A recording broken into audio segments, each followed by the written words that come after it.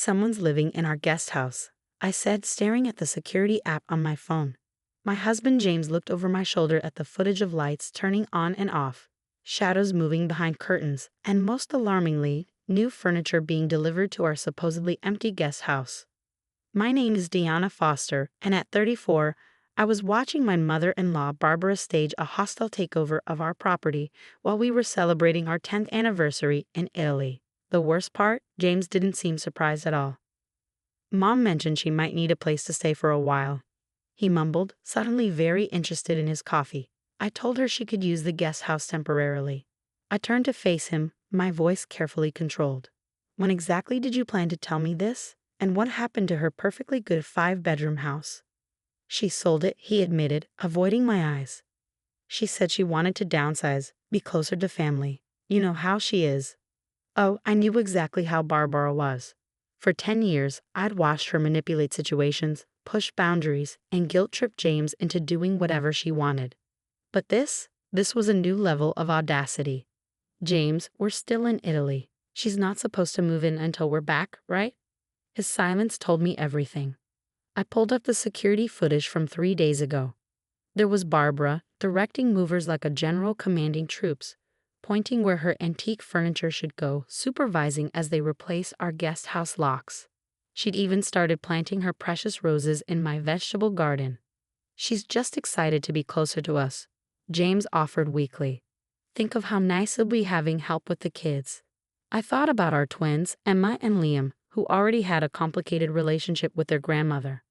Barbara's idea of helping usually involved undermining my parenting decisions and telling the kids that mommy's rules are silly.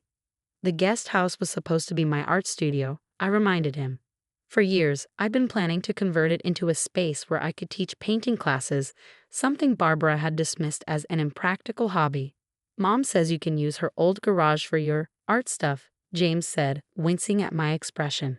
She's already offered to clear it out for you. I took a deep breath, remembering the conversation I'd had with my sister Kate just last week. Barbara's planning something, she'd warned. I overheard her at the salon talking about making changes to your property. You might want to check those security cameras while you're away. I'd laughed it off then. Surely my mother-in-law wouldn't be so bold as to move in without properly discussing it first. I'd never been so wrong. My phone buzzed with a text from Barbara herself. Diana, dear, surprise. I've taken the liberty of sprucing up that shabby little guest house. You never used it anyway. We'll have so much fun being neighbors. I've already told all my friends about my new home. The Bridge Club will meet here every Wednesday. Oh, and I hope you don't mind, but I've scheduled some landscapers to remove those unsightly vegetable beds. Roses are much more appropriate for our neighborhood's aesthetic. I showed James the message, watching as he paled slightly. She's already telling people it's her home. I asked quietly, and making permanent changes to our property. Mom's just enthusiastic, he tried. We can talk to her when we get back. But I was done talking. For 10 years, I'd tried to maintain peace, to be understanding of the unique bond between mother and son. I'd smiled through Barbara's subtle jabs, her constant criticism of my parenting, her attempts to redecorate our house whenever we left town. I opened my laptop and pulled up a folder labeled Plan B. Inside were documents I'd been gathering ever since Barbara's last surprise visit, when she'd rearranged our entire house because Diana's design choices were giving her migraines. What are you doing? James asked, noticing my focused expression. Nothing yet, I replied calmly, just making sure everything's in order for when we get home. Another text from Barbara popped up. By the way, I've taken the liberty of having my mail forwarded to the guest house address. And don't worry about the utilities, I've already called to have them put in my name. It's the least I could do. I smiled, thinking about the documents in my Plan B folder. Barbara thought she was so clever. Establishing residency without our explicit permission, creating a situation where we'd look heartless if we tried to make her leave. What she didn't know was that I'd been preparing for something like this for months. Every helpful intervention, every boundary crossed, every manipulation. I documented it all. And now, as she made herself at home in our guest house, she had no idea she was walking right into the trap I'd set. I think I'll call Kate, I told James, who was still staring anxiously at his mother's texts. She might have some interesting insights about Barbara's recent decisions. As I dialed my sister's number, I couldn't help but smile. Barbara wanted to play games. Fine. But she was about to learn that her daughter-in-law wasn't the pushover she thought I was. Kate answered on the second ring. "Please tell me you've seen the security footage," she said without preamble. "Oh, I've seen it," I replied, walking onto our hotel balcony where James couldn't hear. "And I think it's time to put our plan into action. Is everything ready on your end?" "All set," Kate confirmed. "Barbara has no idea what's coming." I looked back through the balcony doors at James, who was now frantically texting his mother, probably trying to damage control a situation that was already far beyond his usual peacekeeping abilities. "Good," I said, "because this time Barbara's going to learn that some surprises work both ways." The rest of our Italian vacation was tense. James kept checking his phone, wincing at the constant stream of updates from Barbara about her improvements to our property. She'd already replaced all the furniture in the guest house, repainted the exterior, that dreadful blue had to go, and was now hosting daily tea parties to show off her new home to her friends. "Mom says she's planning to build a greenhouse where your vegetable garden was," James mentioned hesitantly over breakfast. "She thinks it'll be perfect for her orchid collection." I took a sip of my espresso, scrolling through the latest security footage on my phone. Barbara had invited at least 20 people over yesterday, giving them a grand tour of not just the guest house, but our main property as well. I watched as she led her bridge club through our garden, pointing out all the changes she planned to make. "A greenhouse?" I replied calmly. "How interesting. Has she mentioned how she's planning to pay for these renovations?" James shifted uncomfortably. She was hoping we could help with that, since we're family and all." Of course she was. Barbara had always treated our bank account like her personal renovation fund. But this time things were different. I've been collecting evidence of every unauthorized change, every dollar she'd spent without permission, every message where she claimed the property as her own. "Kate just sent me something interesting," I said, opening my sister's email. "Apparently Barbara's been telling people she's not just living in our guest house. She's claiming we sold it to her." James nearly choked on his coffee. "What? That's not, she wouldn't." I played him the audio clip Kate had recorded at her salon. Barbara's voice came through clearly. "Oh yes, Diana and James sold me the guest house for such a reasonable price. They practically gave it away. I'm having it remodeled now. You know how Diana's taste can be. Everything was so common." James put his head in his hands. "Mom's just excited. She gets carried away sometimes." "Carried away?" I raised an eyebrow. "James, she's claiming legal ownership of our property. She's making permanent changes without permission. She's literally trying to steal our guest house." "She's not stealing," he started, but I cut him off by showing him the latest security footage. Barbara was standing in our main house's kitchen.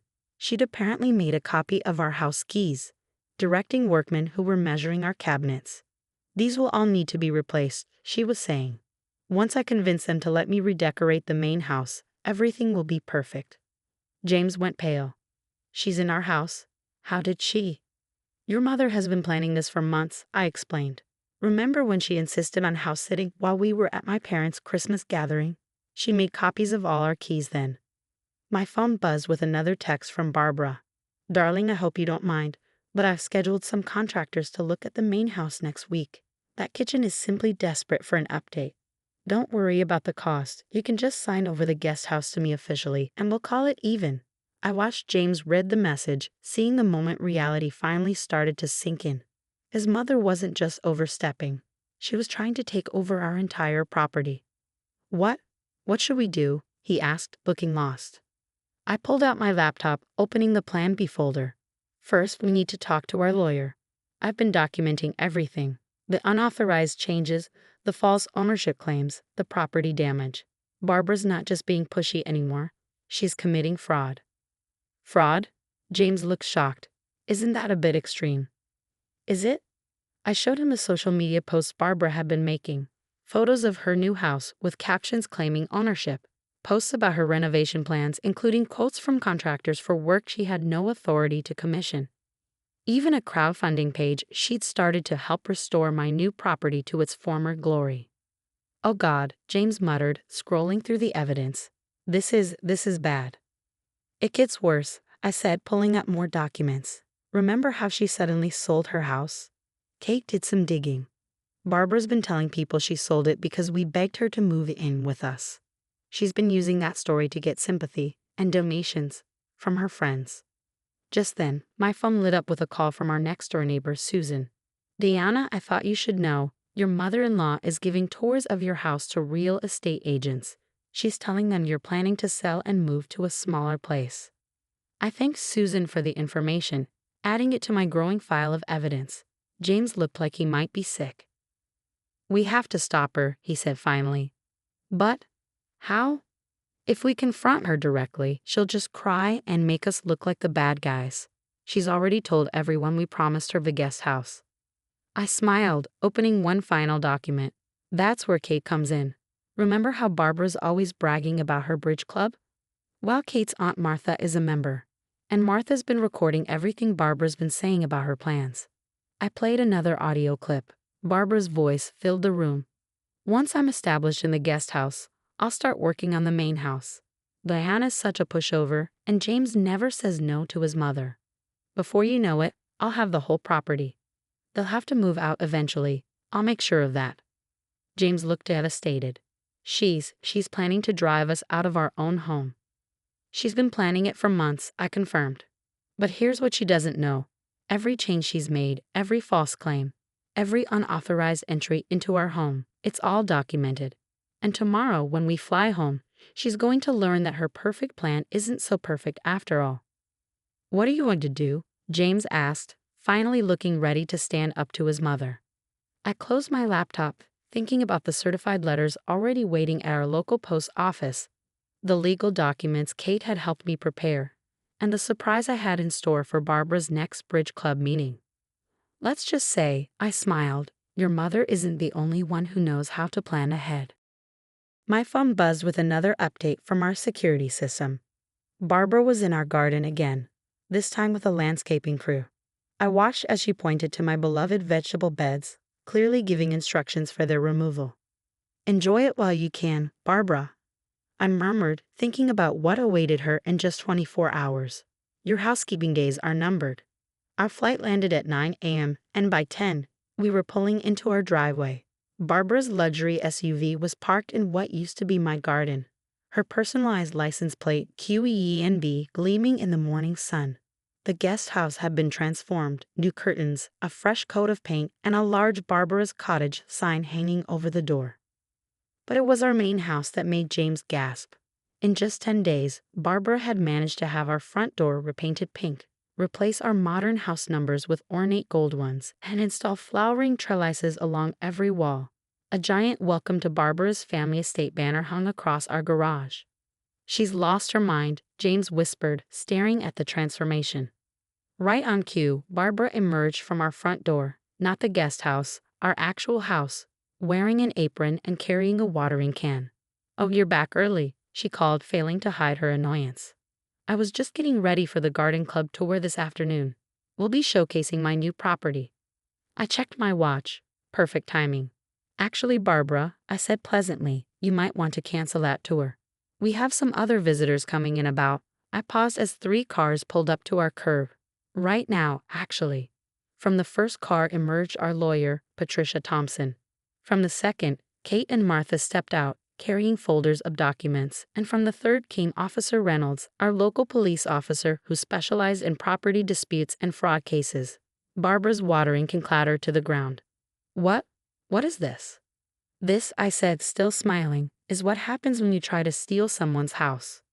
Patricia stepped forward, handing Barbara a thick envelope. Mrs. Foster, this is a cease and desist order regarding your false claims of property ownership, unauthorized modifications, and attempted fraud. Fraud? Barbara sputtered, looking to James for help. Darling, tell them this is a misunderstanding. I'm your mother. But James stood firm beside me. No, Mom, this has gone too far. You can't just take over our home. Martha stepped forward next, and I saw Barbara's face pale. Hello, Barbara, Martha said sweetly. The Bridge Club was fascinated by those plans you shared last week. You know, the ones about forcing your son and daughter-in-law out of their home. I have the recordings right here. That's not. Barbara stumbled over her words. Officer Reynolds cleared his throat. Mrs. Foster, we have documented evidence of multiple crimes here. Criminal trespass, attempted property theft, fraud. Not to mention the contractors you hired under false pretenses. The contractors. Barbara brightened. They've already started work. You can't just stop the renovations now. Actually, Kate joined in, pulling out more documents. I've spoken with every contractor you hired. They're all aware now that you had no authority to commission work on this property. They've agreed to testify if needed.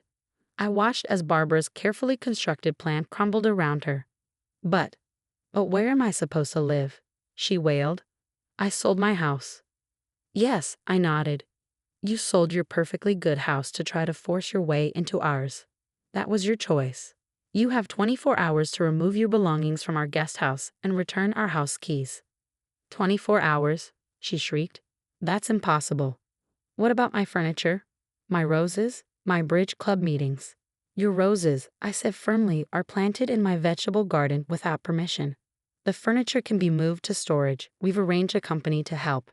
As for your bridge club, I smiled at Martha. I believe they'll be meeting at the community center from now on. Barbara turned to James, tears flowing. You can't let her do this to your mother. I'll be homeless. But James surprised us all by pulling out his phone.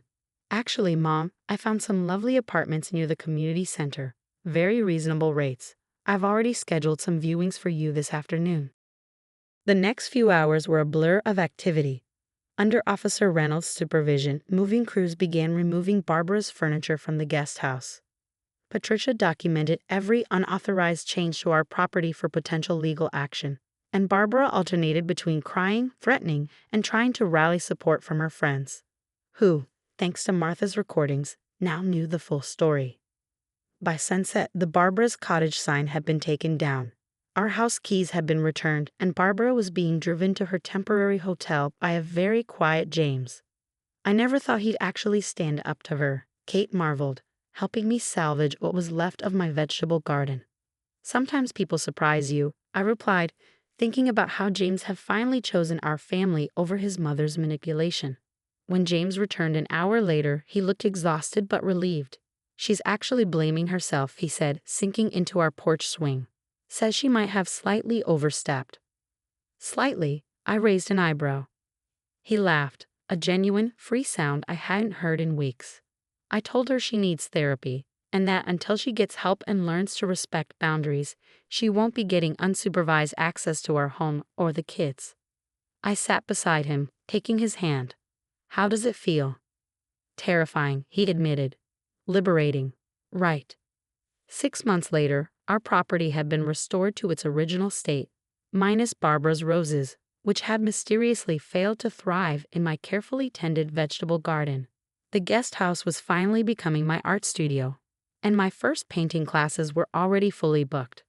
Barbara, surprisingly, had taken our ultimatum seriously. She was in therapy, living in a lovely apartment near the community center, and slowly learning to respect boundaries. She was allowed supervised visits with the twins, and while she occasionally made comments about my unusual parenting choices, she caught herself quickly.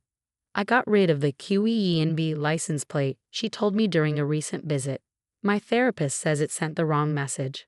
The bridge club now met at her apartment, where Martha made sure the conversation stayed focused on cards rather than property takeover schemes. And James, he found his voice, learning to balance being a good son with being a good husband and father.